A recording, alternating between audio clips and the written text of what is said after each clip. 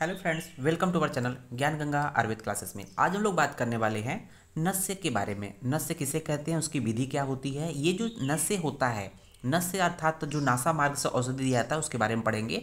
तो हम किसके अंतर्गत पढ़ रहे हैं, देखेंगे चरक संहिता सूत्र स्थान 5 जो कि चैप्टर का नाम है मात्रा शीति अध्याय के अंतर्गत एक पॉइंट है नस्य, उसके बारे में पढ़ेंगे। तो हम लोग देखेंगे इसको किसके अंतर्गत पढ़ रहे हैं, इसको हम लोग स्वस्थ वृत्त के अंतर्गत पढ़ रहे हैं। स्वस्थ वृत्त, स्वस्थ वृत्त अर्थात व्यक्ति को स्वस्थ रखने के लिए ये सब कुछ विधि बताई गई जिसमें नस्य भी आता है।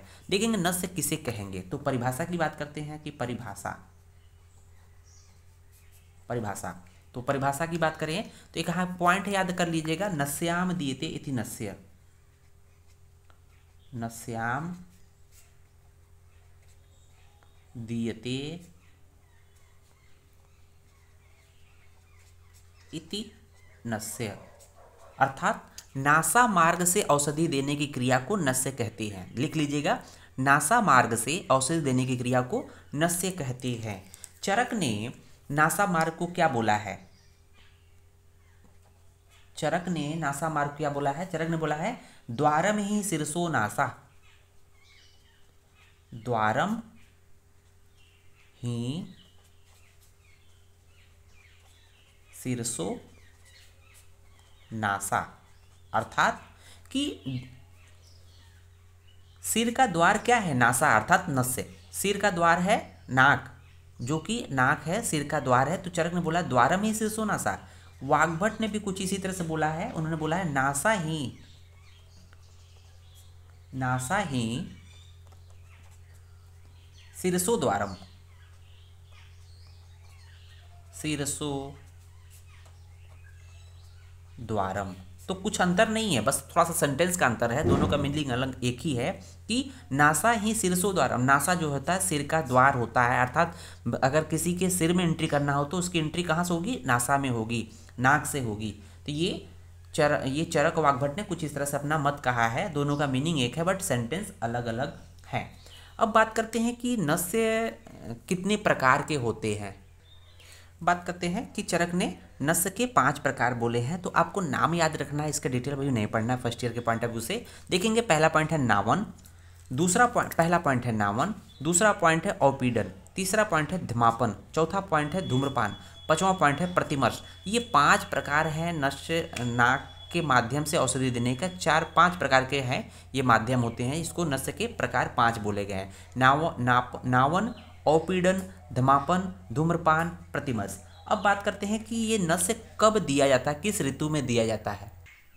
यहाँ पर कहने का मतलब कब देते हैं का मतलब किस ऋतु में देते हैं। तो मुख्यतः हम लोग 3 ऋतु देखते हैं, प्राविट, शरद, बसंत। इन 3 ऋतु के क्या बोलते हैं, साधारण ऋतु। साधारण ऋतु का मतलब कि इस ऋतु में क्या कराते हैं, पंचकर्म सब कुछ करा सकते हैं। पंचकर्म जो विधि होती है, पंचकर्म में हमारा नस्य भी आता है, तो उसको हम लोग कर सकते हैं साधारण ऋतु। तो कब देते हैं, प्राविट, शरद, बसंत ऋतु में देते हैं। अब इसके बाद हम लोग बात करेंगे नस्य देने योग्य आयु। तो कब देते हैं, उसके बाद हम बात करेंगे नस्य देने योग्य आयु। तो यहाँ पर देखेंगे हम लोग चरक संहिता की बात कर रहे हैं। तो यहाँ पर जो है आचार्य चरक ने कोई आयु विशेष का वर्णन नहीं किया है। चरक ने आयु का वर्णन नहीं किया है, आयु को नहीं बताया है कि किस आयु में देना चाहिए। बट देखते हैं वाग्भट ने कुछ बात कही है। वाग्भट ने बोला कि 7 वर्ष लेकर 80 वर्ष तक के बीच में, मतलब 7 वर्ष से बड़ा और 80 वर्ष से कम की आयु के बीच को हम लोग नस्य दे सकते हैं। शारंगधर ने भी कुछ बात कही है कि किस आयु को देना चाहिए, उन्होंने 8 से 80 वर्ष बोला है। 8 से 80 वर्ष बोला है, ये नस्य देने की आयु है, जो कि वेरी वेरी इंपॉर्टेंट है।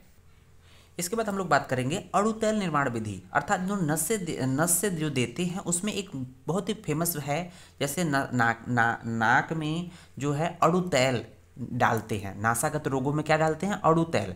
ये अणुतैल एक्चुअली एक मेडिकेटेड आयल होता है, इसका निर्माण किस तरह से करते हैं, उसका विधि किस तरह से है, इसके बारे में बात करेंगे। तो देखेंगे कि जो अणुतैल है इसमें कई औषधियाँ होती हैं, जिसमें चंदन है, अगर है, तेजपत्ता इत्यादि जो औषधियाँ हैं, इन औषधियों को लेकर क्या करेंगे, इन औषधियों से 100 गुना आकाशीय जल तो जितना औषधि वेट रहेगा उससे 100 गुना आकाशीय जल अर्थात जो बारिश का जल होता है पहली बारिश का, उस जल को लेकर उसका पकाएंगे, क्वाथ बनाएंगे।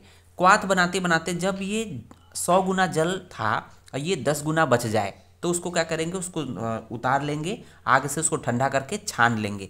छानने के बाद क्या करेंगे, उसमें जितना क्वाथ बना था उसमें बराबर मात्रा में तेल डाल देंगे, तेल डालेंगे। और तेल डालने के बाद उसको 10 बार पाक करेंगे। और 10 बार पाक करने के बाद उसमें क्या डालेंगे, बकरी का दुग्ध डालेंगे, अजा क्षीर, इसको बोलेंगे अजा क्षीर डालकर उसमें फिर ये बन जाएगा अड़ू तेल। अब ये अड़ू तेल बन गया, इसका प्रयोग कैसे करेंगे, मात्रा क्या है, इसकी मात्रा कितनी होती है, किस तरह से करेंगे। तो यहाँ बोला गया है कि जो बन गया तेल उसमें से क्या लेंगे, उसमें अर्धपल, उसका अर्धपल लेंगे। अर्धपल अर्थात 2 तोला। अर्धपल को हम लोग क्या बोलते हैं, 2 तोला। 2 तोला। इस अर्धपल मात्रा को जो तेल बना था उसका अर्धपल अर्थात 2 तोला लेंगे और उसको क्या करेंगे, 3 डिवाइडेड डोजेज में बात करेंगे। मतलब कि इसको एक दिन में 3 बार, तो उसको डिवाइड करेंगे, 3 भाग में बांटेंगे।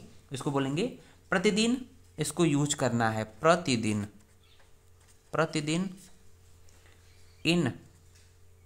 Use in 3 divided doses, 3 divided doses में बांट देंगे।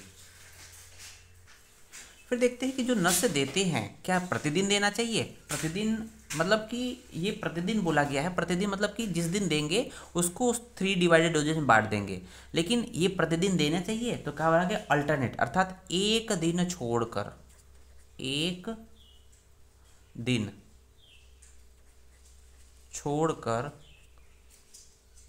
देना चाहिए। अर्थात क्या है, अल्टरनेट देना चाहिए।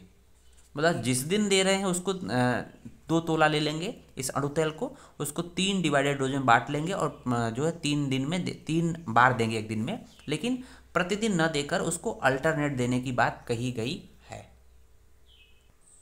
इसके बाद देखते हैं कि जो नस्य की क्रिया है उसको देने से क्या क्या लाभ होंगे। तो यहाँ पर देखेंगे मन्यास्तंभ, जिसको हम लोग टार्टिकोलिस बोलते हैं, मन्यास्तंभ को टार्टिकोलिस बोलते हैं, जिसमें जो गर्दन होती है जकड़ जाती है, अकड़ जाती है, सिरसूल सिर में वेदना होती है, उसमें देते हैं। अर्दित अर्थात फेशियल पैरालिसिस, अर्दित को क्या बोलते हैं, फेशियल पैरालिसिस में देते हैं। हनुस्तंभ हो जाएगा अर्थात जो जबड़े होते हैं जकड़ जाएंगे। और पीनस नासागत रोग है, नासा का रोग है, नाक का रोग है, उसमें हम लोग देते हैं। देख रहे होंगे कि नस्य नाक से दिया जा रहा है। नाक जो है कहीं ना कहीं उसमें गर्दन का रोग हो, सिर का रोग हो, चेहरे का रोग हो, या जबड़े का रोग हो, या नाक का रोग हो, तो नाक कान गला सब में ये प्रयोग होता है। उम्मीद है वीडियो समझ में आया होगा। धन्यवाद।